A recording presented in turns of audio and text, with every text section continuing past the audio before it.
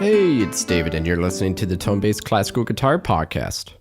Hope everyone had a great Thanksgiving.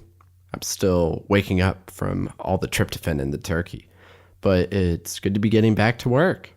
I've added 4 lessons onto the Tone-Based lesson roster since the last podcast episode, one of them being a really neat video on the art of composing with Steve Goss, great British composer. If you're interested in having access to these videos, use the promo code tonebase-podcast, all uppercase, for $15 off of a subscription. We've got the Peruvian guitarist Jorge Caballero for today's episode. Really phenomenal musician. He's the only guitarist to have won the Walter W. Naumburg Award, which is a huge feat. First time I heard him perform was when I was a sophomore in high school, so about 7 years ago. He performed Mussorgsky's pictures at an exhibition, the Yamashita arrangement. This is a truly phenomenal classic piece of the orchestral repertoire, originally written by Mussorgsky for solo piano. Then later on, the Impressionist composer Ravel orchestrated this piece. And years down the road, Yamashita, the Japanese guitarist, made a crazy arrangement, somehow transcribing all the orchestral elements onto the solo guitar. And I think Jorge Caballero is probably one of the very few guitarists who's able to pull this off. So fast forward to last summer, I was at the Hamilton Guitar Festival, and Jorge played the Saturday headlining concert. And I was able to meet with him the next day to record this interview. We talked about the program he had just performed. Really beautiful recital of Bachs and Albanus's music. And you also hear his approach to playing these arrangements of Yamashita. So let's go ahead and take a listen to the first movement of Pictures at an Exhibition following the promenade, titled Nomis.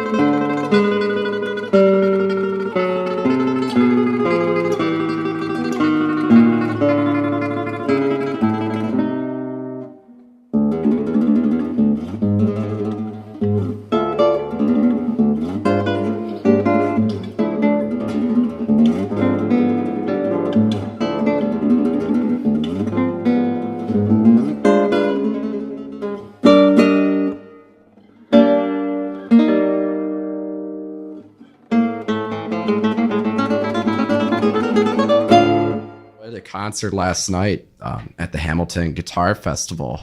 Quite a program. Oh, well, it's it was kind of a half program for me. I mentioned to you that I was playing in Mexico next week. So, I have this set of Albanese pieces from Iberia. Then I have that Bach partita, the second violin partita, the one that includes the Chaconne. And then, what I'm playing these days besides that is Korsakov's Capriccio Español. That's an arrangement that I made about 5 years ago. And a piece that I wrote, which took me about 4 years to write, actually. Oh, okay. Yeah. So, so that's basically what I'm kind of the tour program right now. Yeah, more or less. I usually don't carry a single tour program. Change it up a bit. Yeah, I constantly change it. I get really bored with repertoire easily. So if I've been playing something for too long, I need to move it out. You have to keep it fresh. Yeah. Yeah. No, I totally agree with you. It's so easy to burn out when you're playing the same pieces over and over again. Well, I got to tell you, I mean, there's so many of my colleagues actually do it. I mean, they year after year, they play basically the same program. Or I think they have. It seems to me that they have a formula where they have about the equivalent of 2 or 3 floating programs that they kind of mix and match, so they can basically keep them moving. And and they've been doing that for a long time. And I go and I think, wow, that's actually amazing that they can play the same, stay sane, the same stuff, and then right, exactly, and do it. That doesn't really work for me. I need to constantly change. Yeah. So even if it's random changes, just a little change here and there, even. Yeah. Right. So I love the whole program last night, even though it was a half program. The Albanese suite was a blast, and those were your arrangements. Yes, if I'm correct. Those are also my arrangements. And the BWV, what's the number? 1004? 1004. 1004. Yeah. Just phenomenal. I think it was one of the most convincing performances I've heard of that suite on guitar. Oh, thanks. I've heard many guitarists play the Chaconne, and I think, that works well. But this was the first time I heard the whole suite with all the other movements where I really thought, wow, this really fits the instrument. And was it your arrangement as well? Yeah, and actually here's I think this is actually useful for people to know. So I arranged all of the movements, the Allemand, the Courant, the Sarabande, and the Gigue, but the Chaconne I didn't. That's pretty much almost to the letter. That's Segovia's arrangement. Okay, cool. And by that I mean fingerings, including right hand fingerings. Oh, really? Including slurs. I can count probably with one hand any change that I've made. But pretty much everything else is Segovia's. Wow. And the reason actually for me in this particular case was because first of all I wanted to play the Chaconne, but I started to restudy the Chaconne. I've played it in a number of different ways, but the very first version that I learned was Segovia's version, and I've always known that version was good, and so when I first started looking at it again, I was thinking, well, is there anything that I can do where I can improve it, or I can say make a different contribution to it. And, in the process of doing that, I realized that there really wasn't anything else that I could add other than trying to bring it back to a surface level. Yeah. And I still don't think I played it like Segovia played it.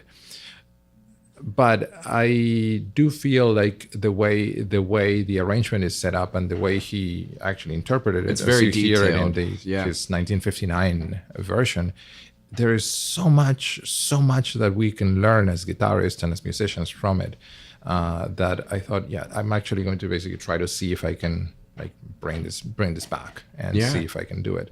And of course, the rest of the arrangement was a way to follow along the same lines of the arrangement. So if Segovia had thought about arranging all of the partita, how would he have done it? And so I still don't feel like that's how he would have done it, but but at least I felt like it was a good way to bring all of the parts together.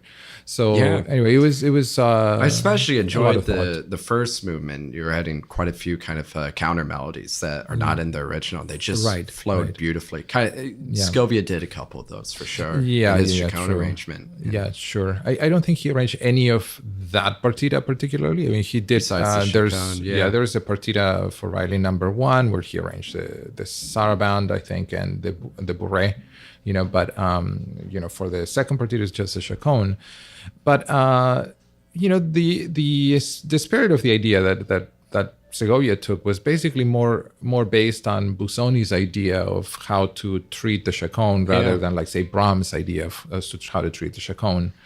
For reference, Brahms basically is a rendition of the chaconne with left-hand piano, and it's pretty neat. If you for the listeners, if you haven't heard that, then you should actually just check it out. Just go and listen. Wasn't it done like his wife broke her right hand? Was that I think he wrote it either for his wife or a friend of his who broke their right hand. Yeah, or maybe it's just a rumor. Yeah, that's those things you can never verify. But actually, if you trace the history of any piece written for left-hand piano, that's usually the problem. Somebody like Ravel's left-hand piano concerto was basically the same thing. A pianist, a friend of his, lost his arm in the war, his arm. So then, so he wrote this piece for him. So that's kind of a constant that they use, this left-hand piano thing.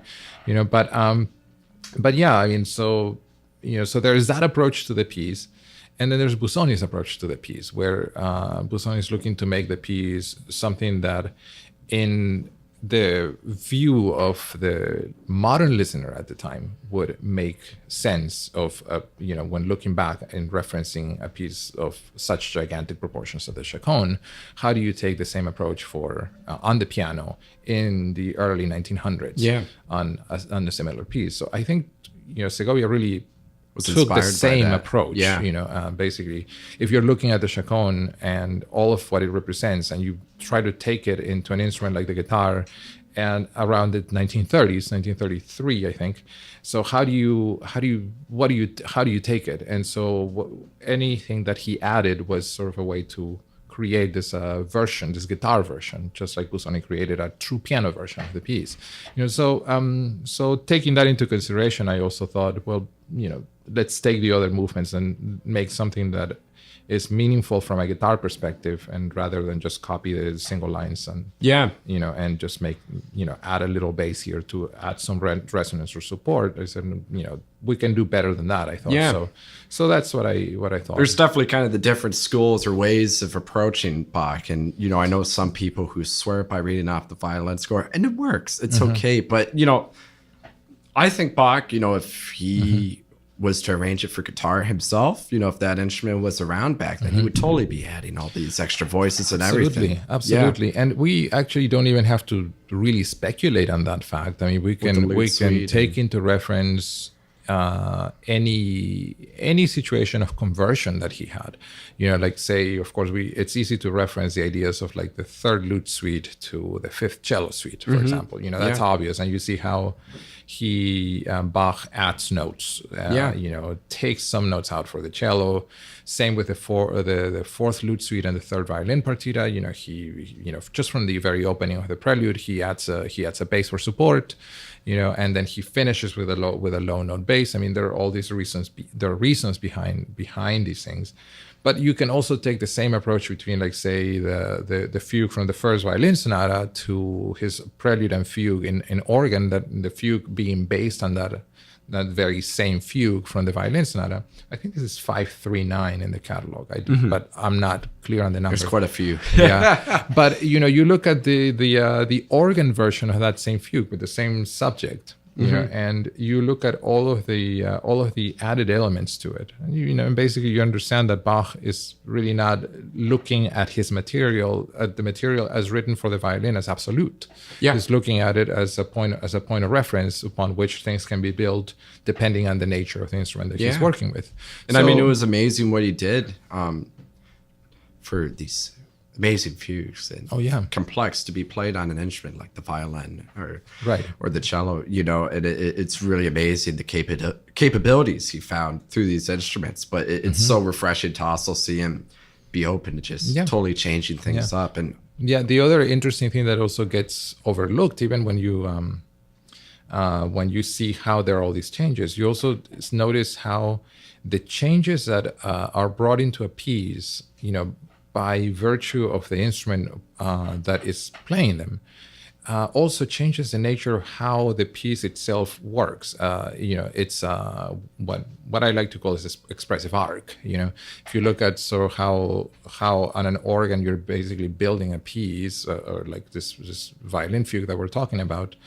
It basically builds itself through textures, but the ebb and flow constantly has this flowing, undulating arc that's basically going from episode to episode.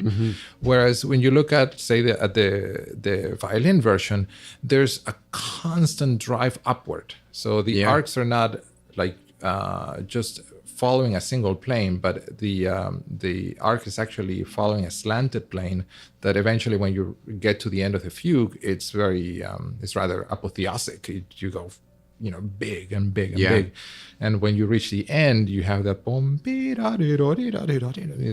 it's finally the fall of the fall from the top, the climax. But on the organ you don't have that property.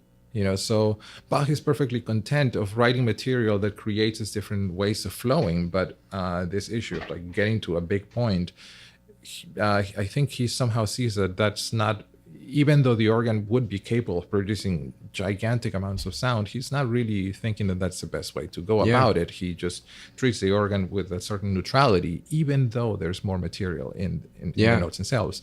So, these things to me are always very, very interesting because they lead you to think about how musical ideas are not absolute, and only superficial hearing or understanding of music makes you think that the notes as written are dogmatic and they have to take an absolute value. But if you look at them from a more flexible perspective, the way Bach himself looked at them, there's different ways to create degrees of expression with them.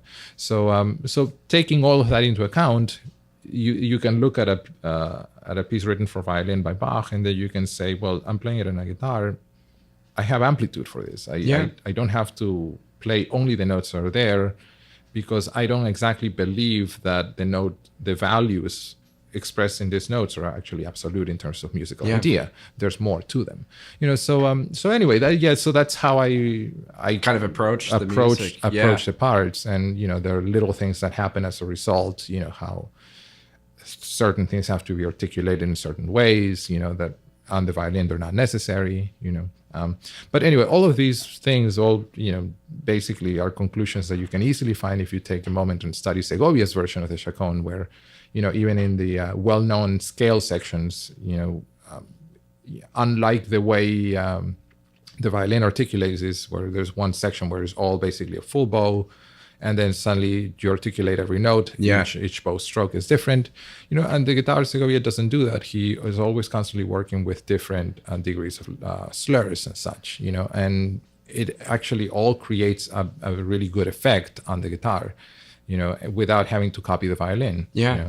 So my biggest pet peeve with that piece is the opening chords when people try to impersonate a violin the way they play double stops. Oh, right. And it's like, look, we have the capability of not being limited to having to play only two notes at a time. It just drives me crazy, Right. But I sometimes think Bach would probably love hearing this suite on the guitar. I think he would be totally for it. And, hearing all these examples, talking about how he adapted on organ versus violin and cello and lute. He was such a masterful composer and so open, and knew how instruments worked. I think that's what really separates certain composers from each other. Oh, sure. And here's when you work with students and things like that, and there's issues of imitation. So you don't want to imitate an instrument. You want to imitate the essence of the idea. And so if you look at it from a simple perspective, say the opening chords of the Chaconne. So first of all, that chaconne is basically structured in the dance form of a saraband, Yeah. where the stress is on the second beat, and the way it falls is 1, 2, and 3 and 1, right? So for that, Bach begins with this chord, a 3-note chord on the violin, and of course knowing full well that that chord cannot be played as a block. So beat 1 and then brum, dum brum, brum. So Yeah. he's actually looking for a way to create this what's the word, gestalt, I guess, of sound that's kind of bringing this up. Now the violin has some issues with that, but the guitar doesn't. You could just play and create these accents naturally. And so I don't think his intention was to actually just roll every chord. Yeah.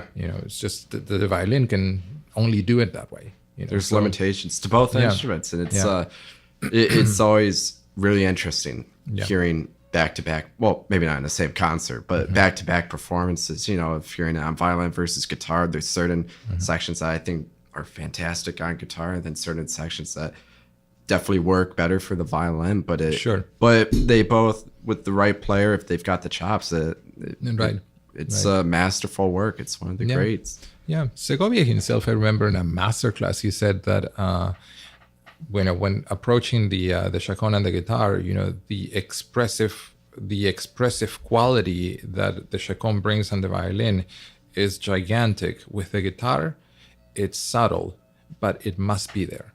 Yeah. And so that's a very, it's such a simple statement, but it's very profound if you're ever in the position where you're looking to play the chaconne in a performance and looking to make the best of it. Yeah. As a guitarist, how do you bring the subtleties? It's definitely it's a bit of a nerve-wracking one because everyone knows it. That is also true. Of course, I like playing pieces that aren't known well, because then no one knows if I'm playing well or not. It is kind of scary, the first times you do it, but once you've done it a few times, then you kind of get in the flow. That goes away. It's no different than playing a difficult piece. Yeah, all of these things are incidentally just things that you put in your own brain as personal burdens, but ultimately they have no bearing so much on listeners. Yeah. So the Chaconne is a very well-known piece, but I would often wonder, not a guitar audience in the middle of a festival, because it's likely that someone has already been playing or practicing the Chaconne somewhere in the back room, so you've heard it.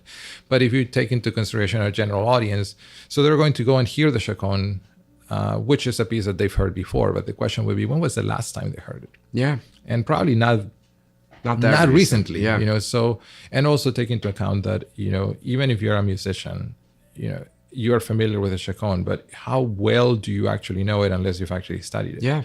And even then, when was the last time you studied it and when was the last time you played it? So these issues of, this piece is well known and everybody knows it. People don't know it to the note. And even if they know it to the note, they don't know it from an interpretive perspective. So what surprised me last night is you weren't playing an orchestral piece for the first time I've seen you.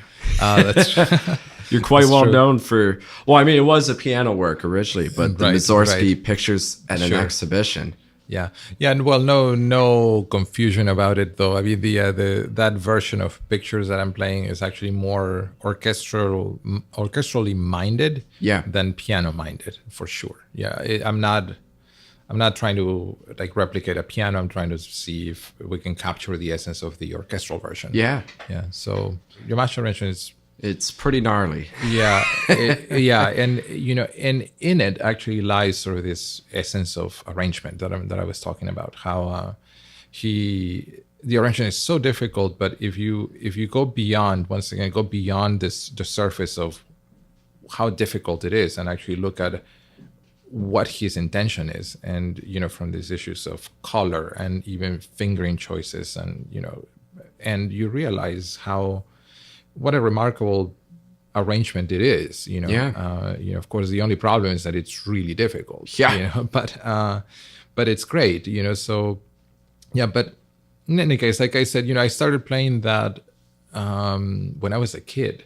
When I was about 12 years old, my teacher basically said, you've known some guitar for now. This is what's possible on the guitar.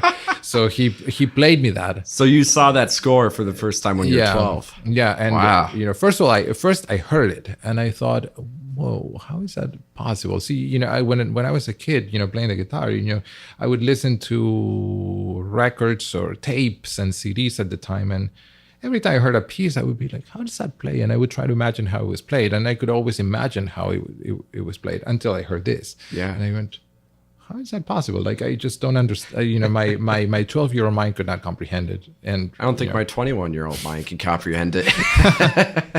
Well, yeah, it definitely defies imagination. Like there's no way to imagine something like that. So of course, I'm always if there's something that I see that I do not understand, I just always my most immediate response is I need to know what this is. I need to understand this. I mean, that's my personality.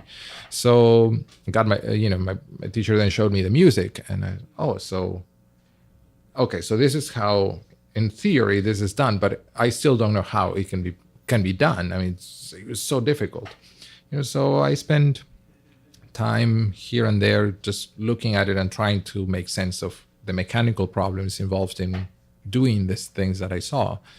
And that was something that took years. I mean, by the time I was 14, maybe I could sort of play it, but badly. I still quite a feat at that age to well, it depends on how you look at it. I mean, like I personally would say that I remember playing it a bit, and I think some people were thinking, wow, that's impressive, but what I was really thinking is that this is terrible. Like I can't play this, and so need a bit more time. Yeah, and so, but I felt like it was good for me to know this because it added dimensions to me, and dimensions of knowledge, or basically is getting an ability to getting the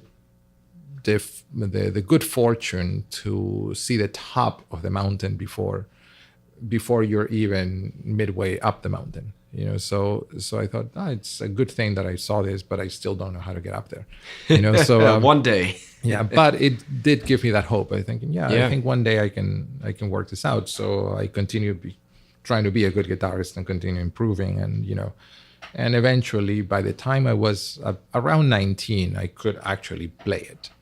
But I didn't really perform it. I was just more of what I call a study piece. It's a kind of a piece that I have a lot of pieces in my repertoire that I've never performed, but they're study pieces. I always go, this is a piece that I've learned for X reason and X reason, and maybe someday what happens is some days those pieces become actually performance pieces for me, so this was always a study piece until, I gave it a try in 2007. And then just to see how it worked okay, but not great, and then in 2011, Thomas Kirchhoff asked me if I would play it in Iserlohn, and I said, okay, yeah, let's do it. And so now I had to really think about it. Seriously. Got a real crowd. And so that's when I really started to play it. And it's just such an exciting piece to see at a guitar concert. I mean, it's beautiful writing, the arrangement as you're talking about. It's very smartly done, and it's just a blast. I love it. Sure. Everyone I've talked to loves it. It's it's great. Yeah. I mean, great response, and the piece inherently has a natural flow. Absolutely. Movement after movement, and just got to make sure your strings are settled in before you start. Yeah, you actually have to kind of memorize the. It's Are there a couple tuning changes? Yeah, you start on D, then you have to retune the fifth string to G, then eventually that's going to back up, and then eventually the sixth string goes back up, and then the sixth string comes back down to D, and then the second half of the piece you stay on that tuning. Wow. Yeah. So there's a few things that you need to know. You need to know when is the right time to make the tuning adjustment, and then also when you're going to have times to tune while you're playing. Yeah. There's also something that you need to know, and you also need to know how to create tunings more efficiently, more quickly, that sort of thing. Yeah. So To tune up, for example, to E, there's a pause right before I should tune before the end of the movement, which is when I make the tuning, because that's a good time to do it. And at the same time, I have a good reference point. You have to play a harmonic, G sharp harmonic. And so I tune up and then I play the harmonic. And if I hear the harmonic being out of tune in reference to the next harmonic, then I know that my E tuning is off. Okay. So just using the natural resonances of the guitar. Yeah. So little things like that, that's kind little of tricks, insider knowledge. But it doesn't have like a Barrios sequences section that's actually made to tune. No, you don't get a chance to do that. Oh, it's too bad. No, you have to actually try to make the you got to make it work as inconspicuous as possible. Wow. So yeah, but yeah, it's such a great piece. And I don't know. When was the last time I performed it? Maybe last year, something like that. Yeah, and once again, for the same reason, I'm trying to move away from pieces that I've been playing recently. You want to keep it fresh, yeah. Yeah, so something that I've been playing now is the Korsakov Capriccio Español, which is, of course, that's my arrangement. It's not Yamashita's arrangement, but it's such a great piece and so operatic in nature, very dramatic. So it has a very nice arc and flow to it, and so.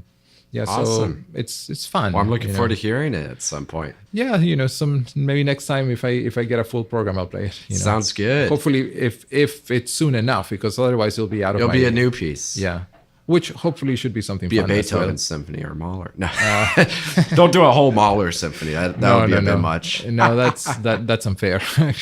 Unfair with the full orchestra, it's just too long. I mean, it's amazing repertoire, but it's so right. It's draining to sit through a whole, especially. True. I mean, his second symphony is just amazing. But I remember I saw one time a great orchestra playing, and they didn't even. I think we actually had a little intermission in between some of the movements because it's just such a monster work. It's crazy. Yeah, well, with Mahler, you have to go and see it performed. This is also good advice for the listeners. Don't if all your Mahler experience is from listening to recordings. No matter how good your sound equipment is, basically it's like looking at a picture of the Grand Canyon and believing that you've actually seen it. It's really not at all like what it is if you actually go see it live. Seeing a Mahler performance, even with an amateur orchestra, an amateurish orchestra, not a good orchestra, will be much better than hearing the best orchestras in recording. So absolutely. Yeah, and so I guess that actually leads me to a good point. Don't forget to go to concerts. That's support our artists. Yeah, but there's nothing like the excitement of a live performance. Absolutely, you can't capture it in the recording. Absolutely. Plus, that way you can actually really see the true artistry of a player. Recordings are, like snapshots, basically like this picture of the Grand Canyon that I'm making reference of. No matter how good the quality is, there's still a great element missing, a great element of depth. And there is such a thing as sound depth that we can only hear when there's a depth to be perceived. Microphones can't do that. Yeah. So don't forget to go to concerts. Gotta use your ears. Definitely. Thank you, Jorge, for being on the show. Please join me in 2 weeks for a conversation with the early music specialist, Richard Savino. I'll leave you today with another excerpt of Mussorgsky's pictures at an exhibition. This is the fifth movement titled The Ballet of the Little Chickens. I'm David Steinhardt, and we'll see you next time for the Tonebase Classical Guitar Podcast.